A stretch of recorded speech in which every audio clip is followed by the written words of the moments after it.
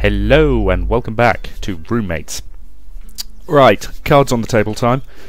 I was ill yesterday and I recorded about an hour's worth of footage for this game, and then when I watched it back to check it, I discovered my voice was so croaky that the footage was completely unusable, which was annoying. It basically means that I've seen about an hour further into this game, so this next bit won't be blind. I will mention the point that I got up to. I'm also now running beta version 0.85. Everything you've seen up to this point has been version 0.8. This apparently fixes a lot of bugs, particularly in the Isabella romance track. So, let us now continue. Oh, and by the way, apparently the auto updater for this game is kind of dodgy, to the point where I attempted to do some stuff relating to using said auto updater, and it just didn't work, so that I had to manually download the latest beta version. It's annoying, but it's yep. Hopefully all this kind of stuff will be fixed by the time we get out of beta version, so we'll see. Anyway, come on, Anne, I want you to see this. I'm coming, I'm coming. I chuckle as we move through the trees. Rakesh just looks so excited. I guess it's rubbing off. Rakesh has come to get me almost the second I left class. It was about time for lunch though, so I had an hour or so. He led me to the park without saying much else, just that he was happy I was free for a bit. Finally, we hit a clearing, and I watched him spread his arms very theatrically. On the ground is a rather elaborate and incredibly put-together picnic lunch. Holy cow, you set all this up? Well, I may have pushed a few things in the basket, but otherwise... Ah, dang it, I wish I'd known, Rakesh. I wouldn't have made lunch plans. Rakesh's face falls terribly. I feel really bad, but this was such a surprise. I understand, Anne. I'm so sorry, really. It's okay, go on. I do not wish to interrupt your plans. I just wanted your opinion on the setup anyway. Oh, well, if that's all, this is incredible, Rakesh. You've done a fantastic job. I wave goodbye as I make my way back to the campus. Rakesh seems pleased at my praise. Yep. Because yes, incidentally, when I use the manual... Now, when I used the auto updater, it caused an interesting bug whereby I couldn't alter the settings here, which was a bit dubious. But yes, I've now completely changed this so that I'm sleeping in the mornings, doing a load of stuff here, because there's no point me going to class in the mornings, because my grades are already at maximum. New event, and I'm going to keep saving at the beginning of every event. But anyone who's paying attention will notice there's a whole bunch of new save games here that's relating to the hour I recorded yesterday. It's annoying, but there it is. What? You better not have said what I think you just said. I was trying to get an early night, but Isabella's screaming snapped me awake. Last I remember, she was supposed to be hanging out with Chad tonight. I guess their date went pretty well. I hope Chad didn't say anything too terrible. I may not like him, but he is her boyfriend. A quick look at my clock shows it's pretty late. I wonder if I should see what's going on. Isabella's calmed down a little bit, so I can't really make out what they're saying from here. I should really mind my own business. Then again, I'm sure Isabella would want me to check on her. Really, I just want to know what's going on. I sneak down the hallway quietly, noticing that Isabella's door is still open. I guess they hadn't gotten too far. No, it's obvious you don't understand, you worthless sack of crap! Look, baby, you're the one who talks about being all bi and shit. I figured you'd want... No, what you figured is you could live out every stupid male's classic frickin' sex fantasy, and I'd just go along with it. What's the other thing I'm always telling you, when I'm done being all bi and shit? That you're That I'm monogamous! I'm not some party girl to bring to that damn frat house gangbang! You know those don't exist. I don't care, you frickin' clod. Just get out of here. Get the hell out. Come on, look, maybe you weren't ready for it, and I'm sorry for that. I don't think they can see me when I peek around the corner, but apparently Chad sees the same expression I do. He shuts up almost mid-sentence. I don't think I've ever seen Isabella look so furious. When she does talk again, it's almost in whispers. What part of Get Out was lost on you? I pull back from the door, just in time for Chad to come brushing past me. Out of the way, mouse, scurry back to your hole or whatever. As I hear the front door slam, I find myself unsure of what to do now, whether I should go to Isabella or let her have her privacy. It's okay, Anne. I heard him talking to you. Just come in here. Her voice is muffled and strained as she calls out to me. As I enter the room, I can see it's because she's face down in her pillow. Close the door, would you? I close the door behind me as I head over and sit on the bed, near Isabella's feet. So how much did you hear? Enough, I suppose. I woke up when you shrieked at him. Not that it's a big deal or anything. Did he try to cheat on you? No, I was expecting that. He's a football star. He can get as much play as he wants. I guess that's really the problem. He wanted to eat his cake and have it too. He told me he'd asked another woman to go out with us. Isabella makes sarcastic air quotes around us. I'm guessing he didn't exactly ask her opinion first. That pig! I can't believe he'd do that! How completely disrespectful and rude. I know, right? After you opened your heart to him, he just had to be such a pig!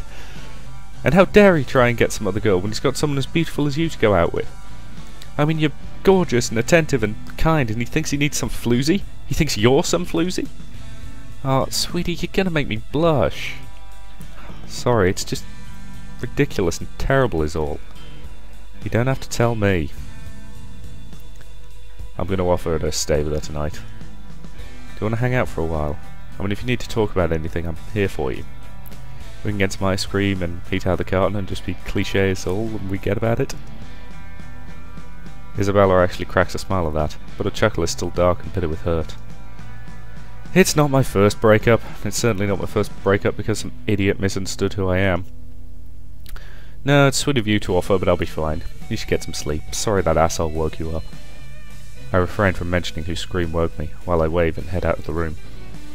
Isabella's head sinks back on the pillow, and I hurry out before I can see something she doesn't want me to. So yep, relationship with Isabella doing pretty well. I head back to my own room and try and get back to sleep. Hopefully Isabella will be okay. So yes, working on building up yieldy funds here, while keeping my energy pretty high.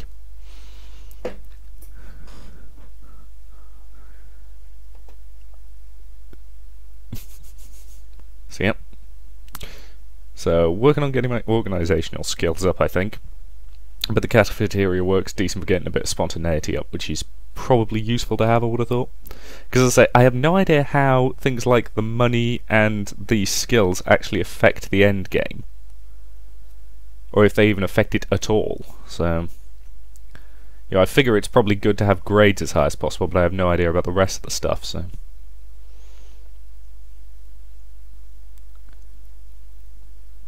Dum-de-dum-de-dum. So yep, cafeteria stuff. Play a tabletop RPG. I mean, speaking as someone who's basically playing an RPG at the moment, it's surprising to say that I've never actually played a tabletop RPG. Yeah. I kind of want to, but that would require finding someone willing to play with me and various other things, which I don't, frankly, have the time to do, so. Hey, new event. Everybody's covered in green. Ah, St. Patrick's Day. Everyone's covered in green today. Heck, everything is, except me. But that's okay. The day is pretty fun, but I've never really understood the major appeal. I mean, it's basically just an excuse to get plastered, right? Can I just point out, getting plastered is an excuse in itself. Though to be fair, half my college experience so far has been people making excuses to get plastered, so maybe it's not too so bad. Here. Still, I don't think I'm interested in going out. I thought about putting on a green ribbon or something, just so I don't stick out, but I decided against it at the last minute. At any rate, I'm sure the folks at Latin House are planning some kind of big blowout bash, regardless of Dominic's desires, of course. I've been in my room for the last few hours, wondering if I want to try to sneak out before it gets started. Absolutely not, you are doing this. I consider heading to the library, but I don't want to be out on the streets with all the drunks around. At least around here, the drunks shouldn't be behind a wheel. I spend the next hour or so doing the last of my schoolwork. I'm sure I won't be getting a lot of it done in the next few days, for any number of reasons. And I have to admit, it might be nice to be silly with my friends for the night, without worrying about unfinished schoolwork. When I hear the knock on my door, I'm ready for whatever the night holds. Hey Anne, Isabella says she's got a whole slew of games for us tonight, so you should get your ass in gear before I drink all of the good booze. His accent is so incredibly inconsistent, I'm terribly sorry about that. Given how mopey Isabella's been since she broke up with Chad, I'm surprised she's this invested in St. Patrick's Day. Maybe she's just using the party as an excuse to get over her ex-boyfriend. I follow Rakesh down the stairs, where I see that the crew has been busy. There are cards laid out, green beer, and some kind of green punch in a giant bowl. Is that punch okay to drink, Isabella? It'll put hair on your chest, then knock those hairs out and grow all new, stronger super hairs. Max got to the punch ahead of me, and I'm pretty sure he's spiking an alcoholic drink. Also, I think there's steam coming out of that flask. Why is there steam coming out of that flask? Isabella just smiles, missing Max's interference entirely. She blithely fills up a cup and hands it to me. I eye the drink suspiciously, giving it a test sniff. I immediately regret it, reeling back as I feel my nose hairs burning off. Where's Dominic? I'm surprised he lets you get away with this. Isabella just grins and points over to the study nook. Sitting there, tied at the wrists and ankles, wearing a blindfold and gag, is Dominic. Hanging around his neck is a sign that simply says, "Kiss me, I'm Irish." I let out a small gasp, surprised to see him trussed up so badly. No, this is perfect, see? This way he has plausible deniability if anyone finds out about the party. Not his fault, he was tied up by desperados. Everyone laughs at that. Well, everyone except Dominic. I'll be honest, it's kind of a pity they didn't draw him. I would have just loved to see him properly sort of tied up with this sign around his neck. Enough for the small talk. Tonight we test the luck of the Irish. Wait, which of us is Irish? Quiet, you. First, pin the shamrock on the leprechaun. The alcohol starts flowing early and freely. I try to take it easy, so I'm not totally smashed too soon. Just having little sips of whatever mega booze Isabella created is honestly keeping me in a consistent buzz. Luckily, Isabella's games begin to take progressively less skill, and progressively more drinking.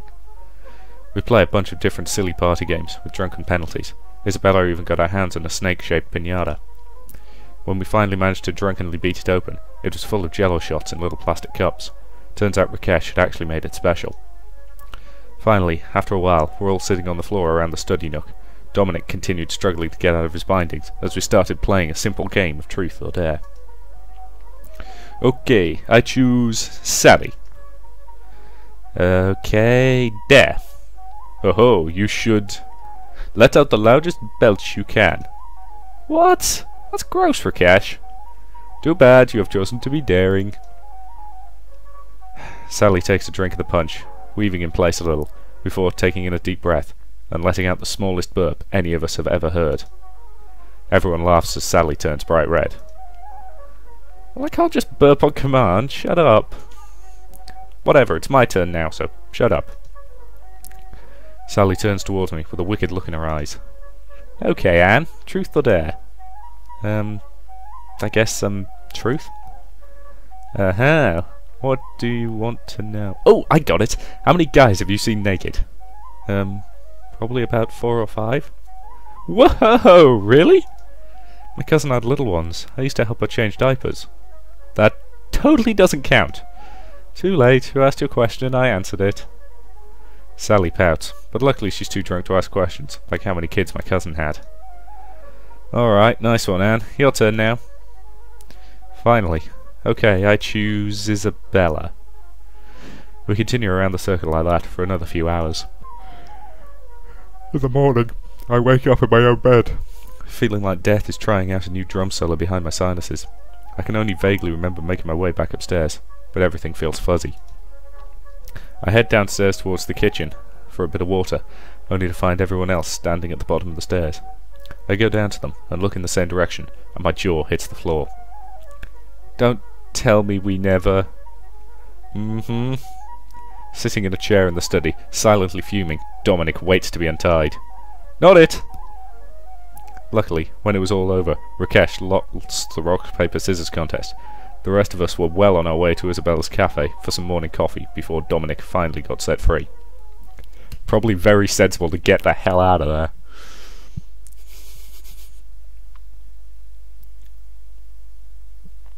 So yep, managed to keep my energy pretty high, which is good. Money situation's not too bad. I've got to say, I kind of like the gags where they seem to be using medical drama terms about the cafeteria work. You know, things like the triple condiment bypass, but at the same time, you know, they're kind of weird. Yes, that's why I need your help, Anne. I cannot paint all these flowers by myself in one night. You probably shouldn't be painting those flowers at all, you know. We're in a park, Rakesh. Isn't that illegal? I am nearly positive that it would be viewed as a public service. Oh, what the hell. Let's go.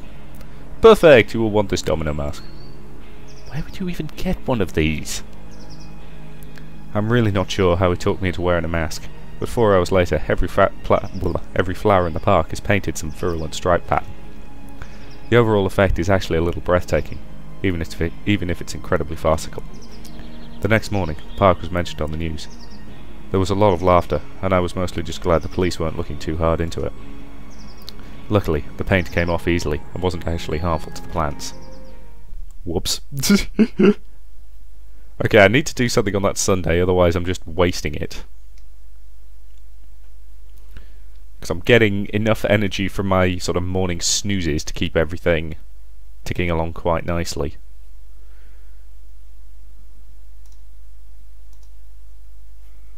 Okay, let's play another tabletop RPG there, I think. Because I'm trying to get my organisational skills up a bit. Yep. Okay, I'm happy with that. And let's continue. So, early morning snooze, bookstore work, new event. So yes, using up quite a lot of save games, so that's okay. It's starting to get really nice outside. The weather's been nice and warm lately. This is pretty much perfect finals week. With spring break only a week away, I'm having a hard time concentrating on my schoolwork. I clap my hands on my cheeks and try and keep my head together. I still have all my finals to take. I can't afford to be distracted now. I've got a book in my lap, but my attention keeps wandering, and I have to keep staring out at the quad around me. That's how I noticed Professor Task walking by me, which got me thinking about his extra credit assignment. I wonder what exactly he set up. I know I've heard Max grumbling about it from time to time, but I really don't know what was up. The professor is almost through the quad. I can still catch him if I want, but I'm not sure I want to. Yeah, I'm not going to. I watched Professor Task disappear into one of the buildings. Whatever the extra credit project was, it's far too late to get in on it now. I think my grades are fine, but I'll just have to study that much harder to make sure. I go back to what I was doing before, and try and just put it out of my mind. Yep, sleep in. Then, new event.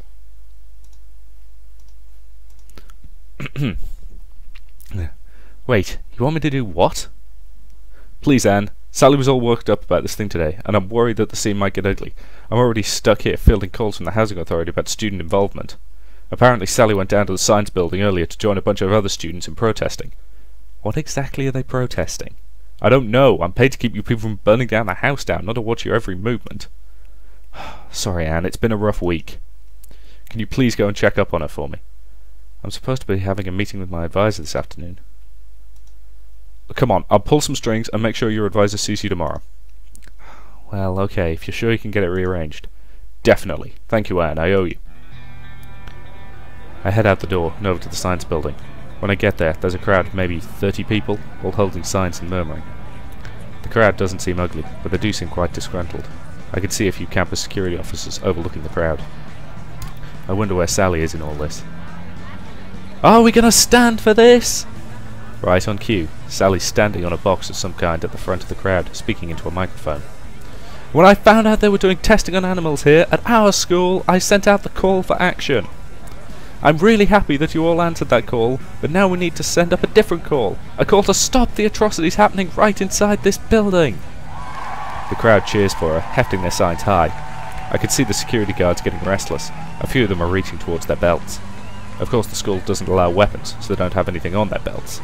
Still, it's worrying. I make my way to the front of the crowd and wave to Sally. And that's why we cannot stop our clarion call until these monsters have given up all the tests they're doing on animals in there. Are you with me? The crowd cheers again, while I try and get Sally's attention. That's what I thought, and if those cowards don't get out here soon, we're gonna burst in there and free those animals ourselves. This is just wrong. The crowd cheers again, even louder this time. The security guards are definitely getting nervous. I frantically wave Sally over as she finally gets off her box. "Oh, Anne, I'm so happy you came." I actually came because Dominic asked me to check on you. I don't even know this was happening. It's just... well, I'm here anyway." "Oh, well, I'm still happy you came. How did all this start?" "Right, you won't believe it. I was on our campus message board when I read this post that stated they were due to begin testing with their animals today." "A message board post, really?" "Yeah, the guy must have been a scientist, because he was going really hard to deal with it. He said he was expecting a lot of suffering. They're testing on suffering animals. I can't stand for that, Anne." "Sally, look, the internet's full of liars. I remember when some post had me convinced that malaria was carried exclusively by 6-year-olds. Are you sure this was true?" "Well, answer me this. If nothing is happening in there, how can they refuse to let us in and see, huh?" "Maybe because there are 30 angry people out here?" "Yeah, 30 people angry about all the lies. Look, are you with me or against me here? I've already had to tell those stupid rent-a-cops we're perfectly in our rights. Don't you start on me too." Okay, here's the thing. Animal testing. Nasty issue. But medical research, yeah, you kind of don't have a lot of choice. You start on stem cell, you start on cell cultures, you eventually get up to animal testing, then you test on humans. It's not pretty, but it's kind of necessary. If you're testing cosmetics, then screw you. You deserve to get chucked out of your labs. Because frankly, that stuff should not be tested on animals. But, that being said, unruly mobs not the way to deal with situations, so let's go back home and do some quick research. "Look, Sally, I'm not against you, but all this seems really weird and hasty. Let me look into this a little more. Maybe I can get you some more specific information so you can properly accuse them, okay? Just promise not to charge in until I get back, alright?" "Alright, fine, just hurry. I can't stand to think of all those animals in trouble." I run home with all my might. I know if I don't hurry, someone's going to do something stupid. As soon as I get in the door, I hurry to my room. I know I haven't got much time, so I start searching through the college's message boards with a fervour.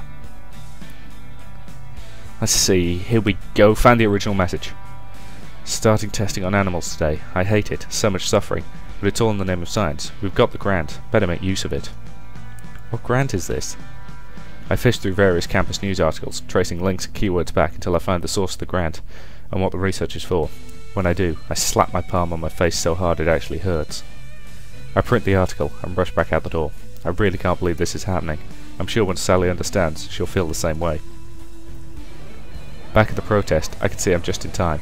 Up in front of the door to the science building, I can see Sally bullying a short guy with glasses, who seems to be in from the science building. He seems familiar, but I can't place him right now. "This is your last chance, Butch. Come clean about your hideous experiments." "I'm telling you, there are no hideous experiments here. Everything is perfectly safe and approved." "Oh, like I'm gonna believe you when there's suffering going on." "Actually, Sally..." "Oh, Anne, come on, let's force this little weasel to open up." Before she could say another word, I shoved the article into her hands. She looks at me inquisitively, but starts reading it. Butch leans over the paper and nods in understanding. "Oh yeah, that would pretty much explain what's going on there. You can see why we don't want to discuss it." Sally turns red as a beet and turns to the audience with her megaphone up. "False alarm, people! Go home! Nothing to see here! Scram!" She then drops the microphone and walks off, whispering a quiet thanks to me as she passes. I hope she gets over this. Her heart was in the right place, but oh well. Butch scratches his head, equally embarrassed, and just wanders back into the building. For my part, I hurry after Sally. Maybe I'll treat her to lunch. I want to know what the hell was going on in there. Because, yep, as I said, I've played probably about another half hour into this game. I still have no clue what the hell was going on in there. I mean, it's clearly not what Sally thought, but that doesn't narrow it down much. I mean, I could probably find out by replaying that scene and actually charging in and finding out what's going on, but it would be nice if it actually told you, is all I would say. Okay, so cafeteria work, which will up my spontaneity a little bit, then tabletop RPG to up my organisation. And again with the triple condiment bypass gag. It's a weird one. Yep, so that's good. So then, okay. I've got finals all week, and yet I still feel like I have a ton more studying to do. Everyone in Latin House is hard at work, trying to get their last study sessions in. Isabella's been locked up in her room since dawn. Sally's barely been outside to walk her dog. Even Rakesh is... As I look into Rakesh's room, I'm actually not sure what Rakesh is doing. He appears to be doing a kind of headstand on his books. Rakesh? I think you get less money from the student bookstore if you ruin the book. Unfortunately, I think I startled Rakesh as he crashed to the ground. I briefly consider running back before he recognises me. Yeah, I'm not getting involved in this one. And the more I consider it, the more that seems like a... Beg pardon. The more that seems like a good idea. Who's there? I don't say anything, and start to slink off. What he doesn't know can't hurt him. Must have been the wind. I breathe a silent sigh of relief, and head to my room for some studying. New event. The final. Professor Trask's final is grueling. I swear he's never even hinted at half of those concepts before. I'm barely prepared for this test, but I've got to do my best. There's nothing else for it. I'm just going to have to finish this test out and find out what happens. I finally turn to my test and shake my head at the professor. I make my way out of the class as quickly as possible. The other students' groans of frustration are all the motivation I need. Several hours later, I'm sitting in the living room of Latin House, watching TV with the others, when Max bursts in the door. Everyone, you won't believe it! We're going to the beach for spring break! Private beach house! Wait, what? Seriously, the dean of the school called Professor Task's room. Apparently Professor Task's stupid prisoner's dilemma was dangerously close to the line. So to make up for it, the school is letting us use Professor Task's beach house. We have to pay our own way there and food and stuff, but the beach house is on a private lot and it's all ours. This is incredible. Well, damn. I guess that old snake's tricks had to catch up with him eventually. This is incredible. Everyone get packed. Hey, so, spring break at the beach house. Yeah, spring break's a very American thing. We don't really do it here. We have our Easter holiday, but that's basically the same as all the others. My plans for that period this year? I'm going to a medieval fair. That's where I bought my sword last year. I'm thinking I might get some mail gauntlets this time, something like that. Or possibly even some full plate gauntlets, just because, well, I like the idea of owning some full plate gauntlets. What can I say? I'm slightly bizarre. Yep, roll in bed, tabletop RPG. So my organisational skills are doing pretty good.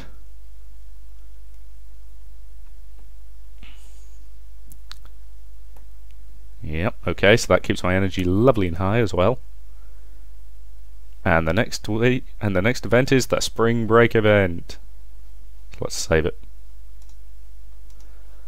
And let's start the event. Everyone's packing their stuff. Nobody can stop talking about our trip to the beach house. I'm a little worried that we still have to pay our own way, but I think I've got enough squirreled away. Thankfully, Max's van is big enough to carry all of us down there, so we all have to chip in for gas. It's cheaper than a taxi, though. You almost ready? Almost. Just a couple more things. Hey, what do you think of this swimsuit? Isabella holds up a skimpy two-piece against her shirt. Oh, Isabella, that looks really good on you. I bet it'll turn every head on the beach.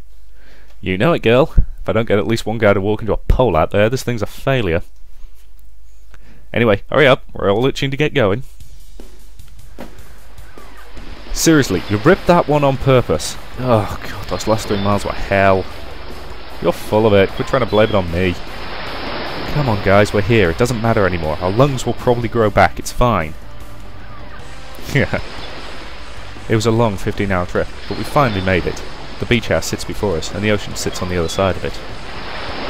It's pretty late. What do we want to do? Let's get settled into the house first. I want to see what the room situation is like. So, are we really the only ones here all week? Yeah, unfortunately Roxanne and the others had to bow out. They couldn't afford their own transportation. I feel bad, but this place really doesn't look like it's big enough for all of us anyway. Max is right. The house looks pretty cozy. Once we got the door open, the place scouted, it looks like there's only 3 bedrooms. Each has a king-size bed in it, but still. Well, I suppose we could split off into pairs. Maybe someone can use the couch out here. Actually, let's use 2 of the rooms for 3 people. We can go girls and boys. Wait, why wouldn't we use all the rooms? Incidentally, that's the end of my timer for this one, so I'm going to say thank you very much for watching, and I'll continue immediately in the next part.